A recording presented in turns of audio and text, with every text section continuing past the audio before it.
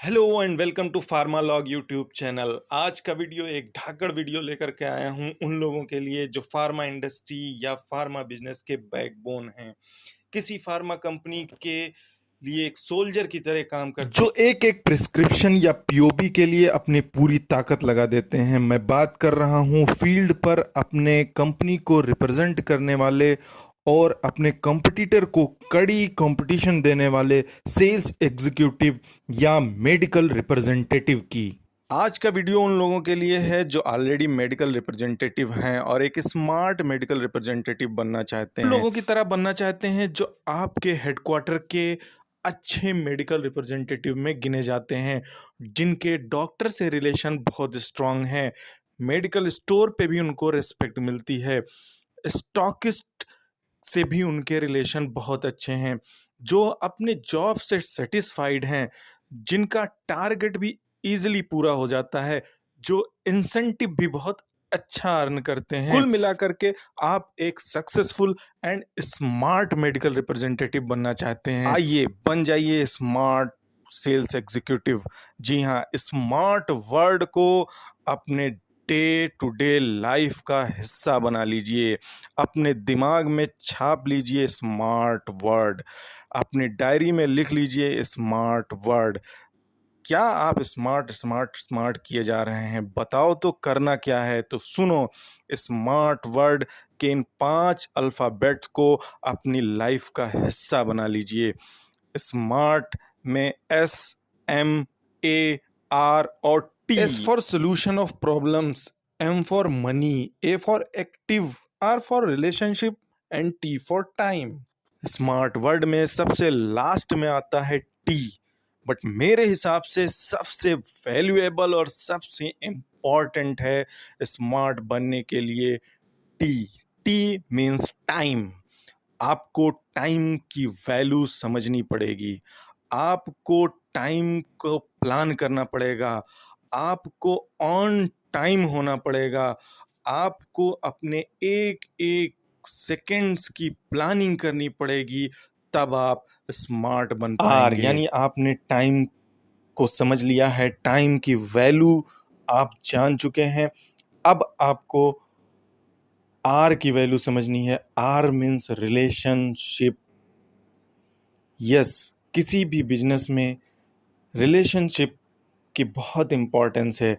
आप as a sales executive एक medical representative की तरह के तौर पे अगर आपने रिलेशनशिप बिल्डिंग नेचर डेवलप कर लिया, आप किसी से भी मिलिए, उससे एक हेल्दी रिलेशन बनाने की कोशिश करिए, अपने एटीट्यूड से, अपने बिहेवियर से, अपने वर्किंग स्टाइल से, अपने ज़बान से, अपने वादे से, अपने हुनर से, अपने स्किल से एक रिलेशनशिप बिल्डअप करने की कोशिश कीजिए।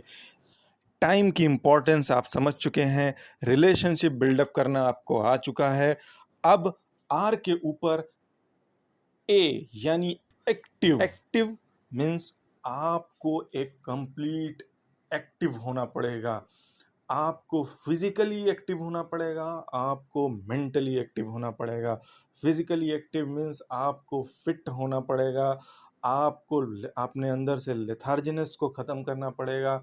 सुबह से लेके शाम तक एक सेल्स एग्जीक्यूटिव का बिजनेस, एक सेल्स एग्जीक्यूटिव की जो रिस्पॉन्सिबिलिटी होती है, जो उसका वर्किंग होता है, जो उसका वर्किंग कल्चर है, वो बहुत हार्ड वर्किंग है। इसमें फिज़िकली फिट होना बहुत ज़रूरी है।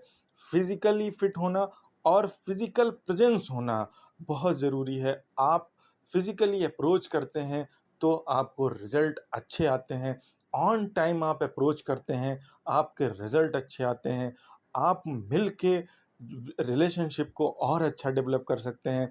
तो आप एक्टिव होंगे तो आपके रिलेशनशिप भी अच्छे बनेंगे। मेंटली भी आपको एक्टिव होना पड़ेगा, आपको अच्छे थॉट्स आने चाहिए, आपको स्ट्रेस नहीं होना चाहिए, आपके अच्छी नॉलेज गेन करनी पड़ेगी। अब आता है ए के ऊपर एम। M for money. आपको मनी की वैल्यू समझनी पड़ेगी, आपको पैसे की इम्पोर्टेंस समझनी पड़ेगी, पैसा कमाने का क्रेज़ डेवलप करना पड़ेगा।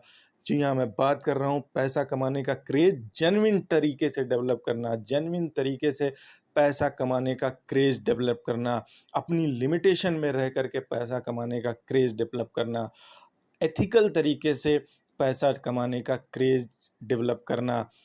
जी हाँ, पैसा कमाने का क्रेज़ यानी मनी की वैल्यू, आपको खुद की भी मनी की वैल्यू समझनी पड़ेगी, आपको कस्टमर की भी मनी की वैल्यू समझनी पड़ेगी।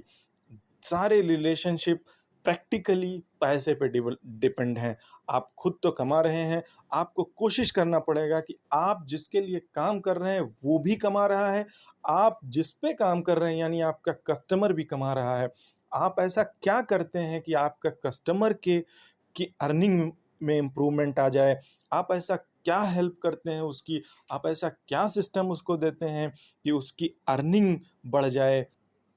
और अब लास्ट में बात करेंगे स्मार्ट वर्ड के सबसे ऊपर, सबसे पहले आने वाले एस की।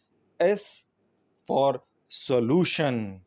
सॉल्यूशन यानी आपको प्रॉब्लम सॉल्विंग आनी चाहिए। आपके सामने कोई भी प्रॉब्लम आए, आपको कूल माइंड से उसका सॉल्यूशन निकालना आना चाहिए। सॉल्यूशन देना आना चाहिए।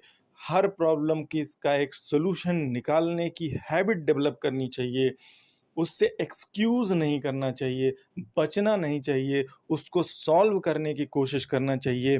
प्रॉब्लम चाहे आपके पर्सनल लाइफ़ की हो, चाहे आपके वर्किंग की हो, आपके कंपनी में डेवलप की हुई हो, आपके डे टू डे एक्टिविटी में डेवलप की हुई हो, प्रॉब्लम क्रिएट चाहे आपके स्टॉकिस्ट पॉइंट पे हुई हो, प्रॉब्लम क्रिएट चाहे आपके केमिस्ट एंड पे हुई हो, आपके डॉक्टर की कोई प्रॉब्लम है, डॉक्टर की कंपनी से भी कोई प्रॉब्लम है, कोई प्रोडक्ट की प्रॉब्लम है, सर्विस की प्रॉब्लम है, इवन कि आपके कस्टमर की कोई पर्सनल प्रॉब्लम है। जिस दिन कस्टमर ने आपके आपसे अपना पर्सनल प्रॉब्लम शेयर करना शुरू कर दिया और आपने उसका जेन्युइन सॉल्यूशन देना शुरू कर दिया, आपने उसको जेन्युइन सॉल्यूशन दे दिया, आप स्मार्ट एमआर बन गए। आपको स्मार्ट एमआर बनने से कोई रोक नहीं सकता।